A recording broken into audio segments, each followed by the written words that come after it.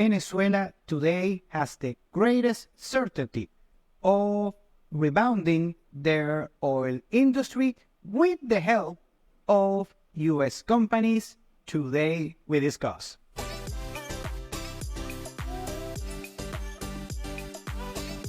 Welcome to Venezuela Insider, the only place in Venezuela for expats, digital nomads, entrepreneurs, investors, travelers, and related internationals. For more information, venezuelainsider.com. Today I'm reacting to the arguments and the words of Giovanna Di Michele. Giovanna is a very smart international strategist. She's a law professor on the UCB, the Universidad Central de Venezuela. She is an international analyst. She also has worked as a consultant for governments and so on.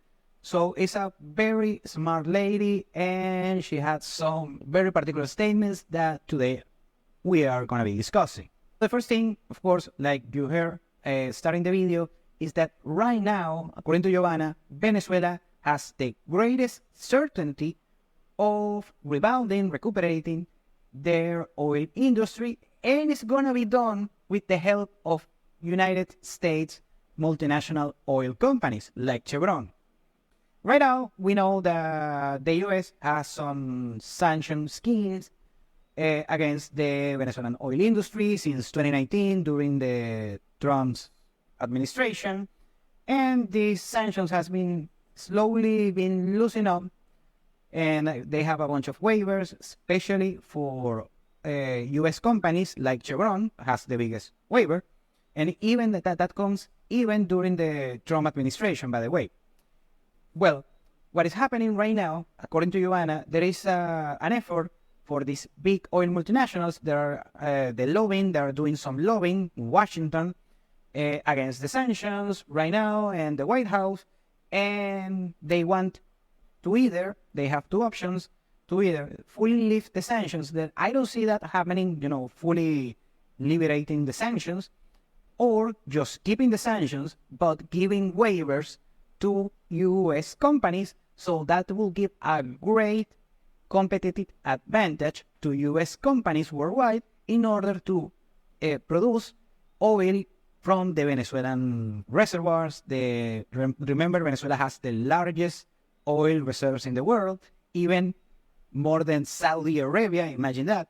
So that tactical advantage that U.S. companies will have thanks to the mediation of the White House, regardless if they are Democrats or Republicans.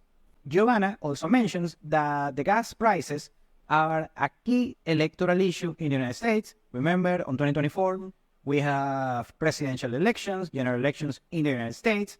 Right now, Joe Biden is the Democrat, the incumbent on the election, and Donald Trump most likely will be the opposing candidate. And regardless if they are Democrats or Republicans, gas prices affect the U.S. sentiment, the U.S. voter sentiment, besides politics, because gas prices, if the price of crude oil worldwide goes higher, gas prices hence go higher as well, and that affects the standards of living of the average citizen within the United States, and that can affect the election. Giovanna also mentions the issues with the Middle East. The Middle East is usually a region with a lot of geopolitical conflicts going on. Of the past, let's say 10, 15 years was kind of calm, even with the Abraham Accords, that Israel was recognized by the United Arab Emirates and other nations, the Gulf region. Saudi Arabia was poised to do the same, but hence, again, the war in Gaza with Israel. And so also, yet again, we have another geopolitical issue, a war issue within the Middle East that threatens to destabilize the worldwide oil supply and increase oil prices worldwide. Giovanna also mentions the Hispanic vote in the United States. One of the biggest states regarding Hispanic voting is Florida, of course, and actually most of the Venezuelans that live in the United States right now, and they're already American citizens, they live in Florida. So particularly in Florida, what happens is that most of the migrants from these particular leftist regimes like Cuba, Venezuela, and Nicaragua. They live over there, and usually they vote Republican, and like something around 60 to 40, 60 to 65. So the Hispanic vote within the Florida state, remember in the United States, it's not a general election. They have basically 50 elections, and after that they allow, they sum it up, all of the vote, all of the states and the points from the states won, and that's how you win the U.S. election. In case you are from outside of the United States. Or on the rest of the United States, the Hispanic voting votes for Democrats more than Republicans, and this is also can be affected by the position of the White House against the sanctions, against the situation, how they handle the situation in Venezuela, and of course, gas prices. The particular issue regarding the gas prices are that not only affect Hispanic voting, also affects the overall population. Because according to Giovanna, 9 out of 10 voters in the United States, talking the average American, usually they don't know as much regarding foreign affairs issues. However, they know 10 out of 10 know the price of gasoline, and if the prices increase in the United States significantly, that also alters the sentiment of the voter, and that can go against the incumbent president. Also, some issues that happens in Florida regionally is with the current Republican, the governor, Ron DeSantis, that is a hard right-wing politician against migration and so on. And remember, when you are a Latino in the United States, migration is a key electoral issue. What happened is these people that are draconian against migration, like Governor DeSantis, that's one of the reasons why he was unsuccessful running for president, is that he's very, of course, against migrants and migration and so on, but also he prohibited Venezuelans and other nationalities in order to purchase real estate properties within Florida, and that is something that Venezuelans that are already residents in the United States, or even American citizens already, they didn't like that particular fact. So that creates a vote against Republicans and pro Democrats. So according to the analysis of Giovanna, and this is something I agree 100%, is the United States has a necessity, a consumption of around 16 and 17 million barrels of crude oil per day.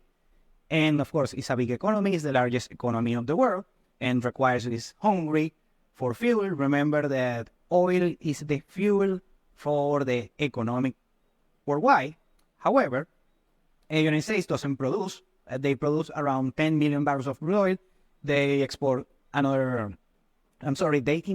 a few million from Canada and some other suppliers. Venezuela is actually, yet again, one of the suppliers of crude oil to the United States, mostly throughout Louisiana, and hindering the production and the imports from Venezuela that can affect significantly the prices of crude oil worldwide and the gas prices in the United States. And when we combine the statements from Giovanna Di Michele to the U.S. National Security Council, where they are managing these negotiations with the Venezuelan government, apparently the Venezuelan government is not complying with the process that was established last year. Right now, there is a waiver on the sanctions, an easing of sanctions for 6 months, and afterwards, they're going to be fully into effect. However, in practice, what we're seeing is that, for instance, Chevron, I already mentioned this, Chevron is big U.S. oil multinational, is going to keep having the waivers in order to further keep operations, oil production operations in Venezuela. Other companies, might be U.S. companies, might join this particular trend. Also, some European companies that, of course, from nations that are close allies to the United States, also are still further their operations within the country, the oil industry operations. So the trend that we see right now is the United States is kind of wants to look the other way. Maduro most likely and the Chavismo are going to keep being in power for many years to come unless a black swan event happens.